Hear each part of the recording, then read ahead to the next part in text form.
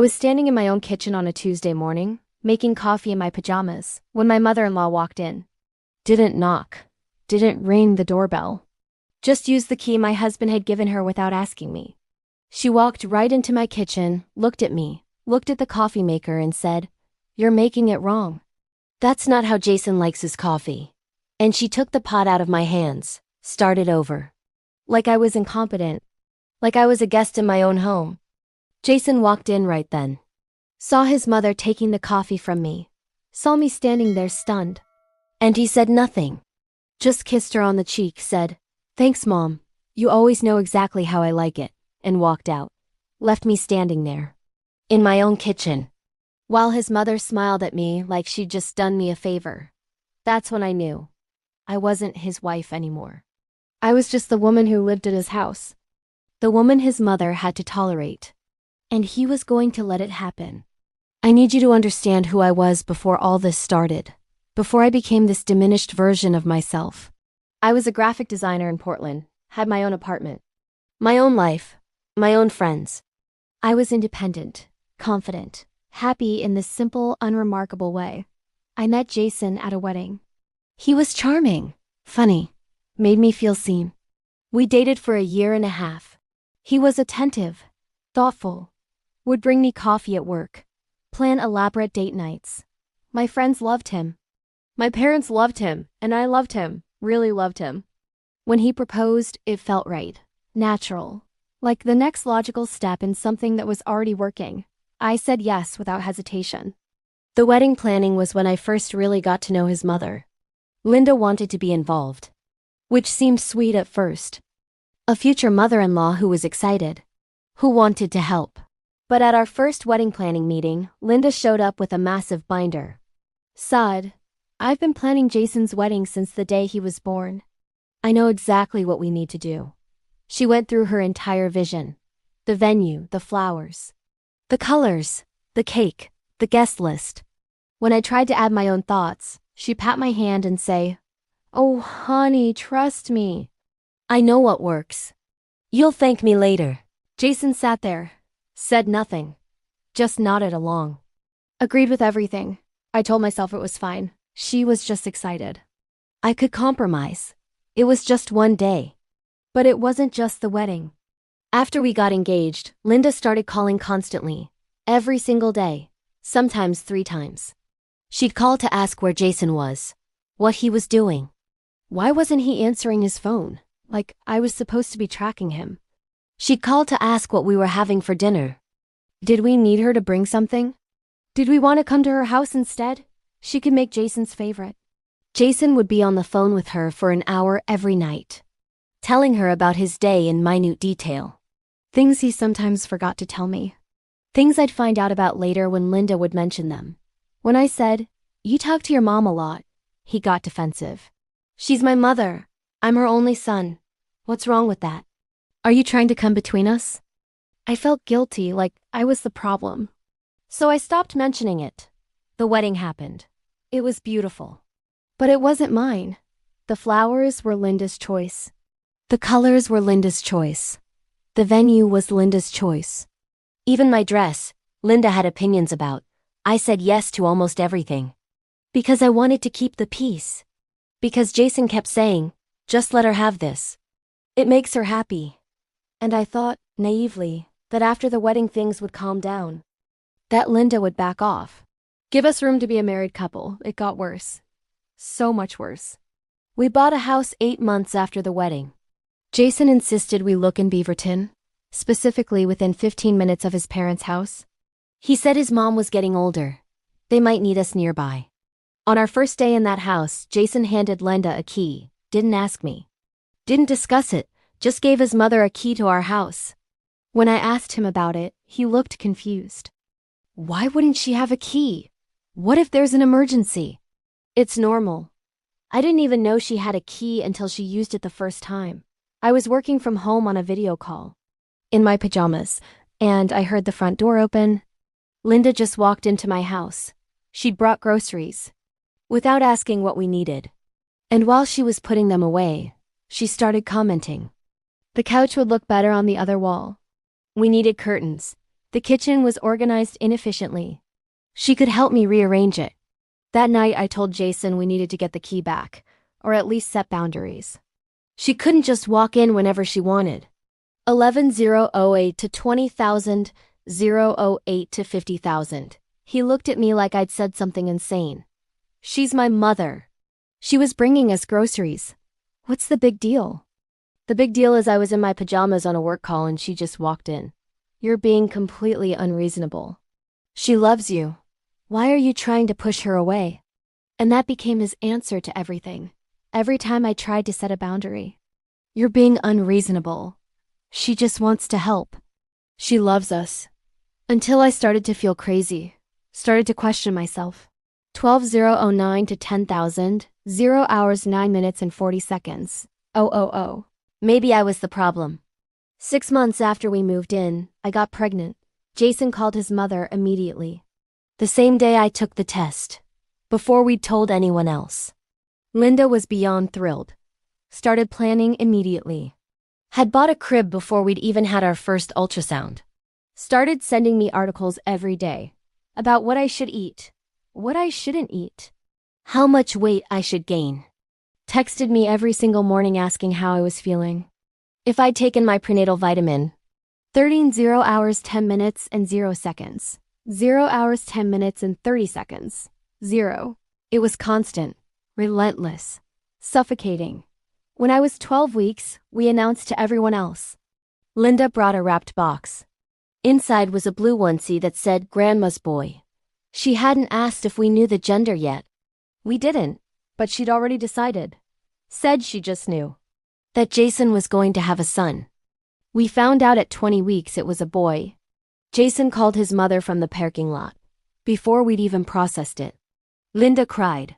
Said she'd known all along. 14,010 to 50,000. 0 hours 11 minutes and 20 seconds. 0. And she started buying everything. Clothes. Toys. A swing. Things we carefully researched and put on our registry. But she bought different versions. Said she knew better. That first time moms didn't know what they were doing, but she did. The nursery incident happened when I was 7 months pregnant. We'd painted it soft gray. Put up white curtains. It was neutral. Calm. Exactly what I wanted. One Thursday, Jason and I both came home from work, and the nursery was different. 15,011 to 40,000. 012 to 10,000 completely different. One wall was painted bright blue. The curtains were blue and white stripes. Baseball decorations everywhere. Linda was still there. Turned around with a huge smile. Surprise! Don't you love it? I wanted the room to be special. Jason said, It looks great, Mom. You did such a good job. That night I cried. Told Jason this was too far, that she'd crossed a line. That she couldn't just come into our house and change our baby's nursery. He said, It does look good though. She worked really hard.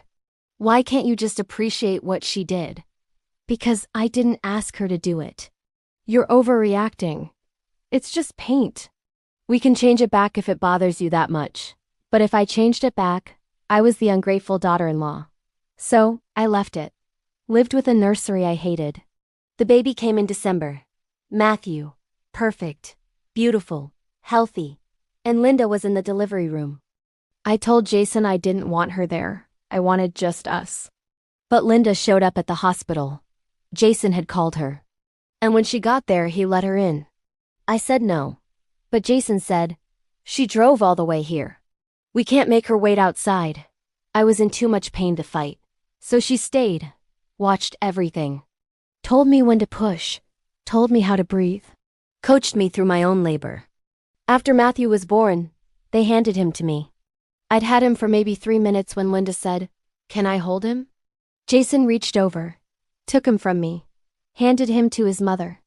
And she held my newborn son while I lay there feeling empty. Like a vessel. Like my only job had been to deliver her grandchild. The first month home was hell. Linda came over every single day. 9 a.m. to 8 p.m. Would let herself in. Would take Matthew from me. Feed him. Change him. Rock him. Everything. While I sat there watching. When I tried to do things myself, she'd say, You need to rest. Let me help. I've got this. She rearranged my kitchen, did laundry her way, gave me constant advice about everything. You're holding him wrong. You're feeding him too much. That's not how you burp him. Everything I did was wrong according to Linda. And Jason was useless. Would thank his mother profusely. Would ask her advice instead of me. I started feeling invisible.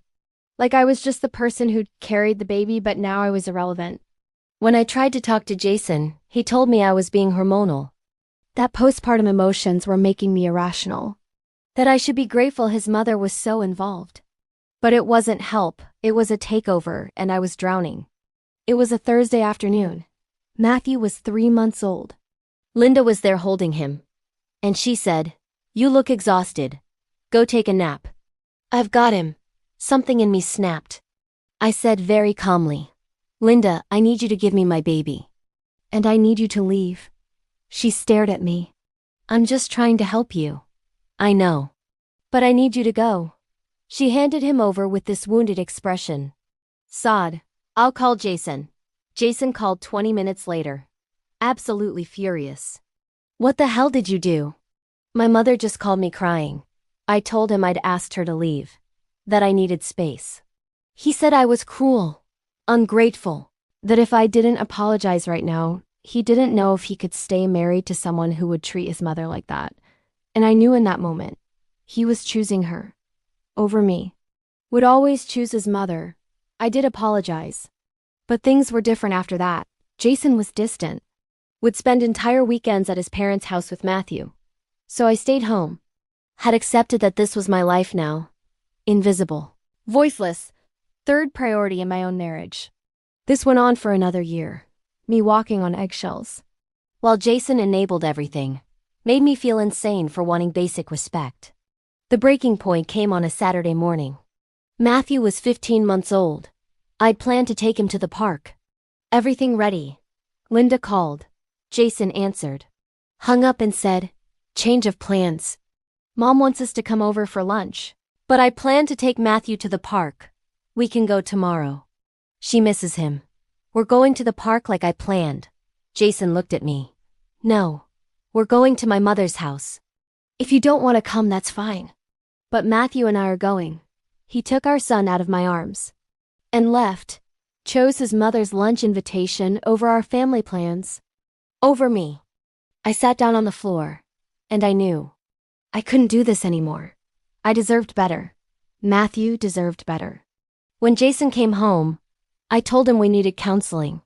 Or I'm leaving. He said I was being dramatic. But he agreed to go. We went to 3 sessions.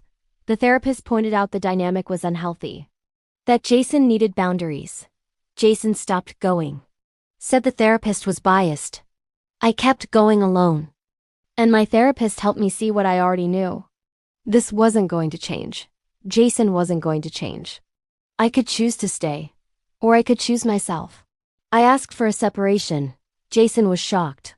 Said I was ruining our family. I'm sorry. But I can't stay in a marriage where I'm invisible. Where your mother matters more than I do. We separated in May. The divorce took 8 months.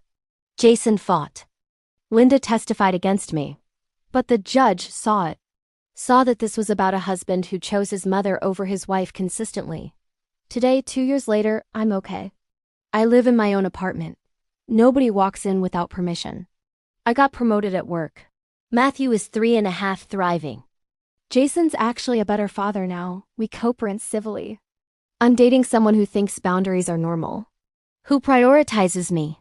It's different. Better. If you're living this. If you feel invisible while your partner's mother controls everything, you're not crazy. You're not overreacting. You deserve a voice in your own marriage. You deserve a partner who stands up for you. 3 things helped me. First, therapy. To see clearly. To understand you're not the problem. Second, documentation. Document every boundary violation. Every time your partner chooses their parent over you. Third, find your people. Friends who validate you. Connection heals. You don't have to stay invisible. Choosing yourself isn't selfish. It's survival. Before I go, I need to be transparent with you. This story, It was created with AI. The narrator, the specific details, the timeline, they're fictional. But here's what's real. The emotions. The feeling of being invisible in your own marriage. The systematic undermining by a mother-in-law while your partner does nothing. This represents what thousands of American women experience. Women who thought they were alone. Women whose partners choose their mothers over their wives. If this resonated with you, that's because the feelings are real. Even if this particular story isn't, subscribe to Intimacy Vault for more stories that reflect what so many women experience but rarely have the words to express. You're not alone.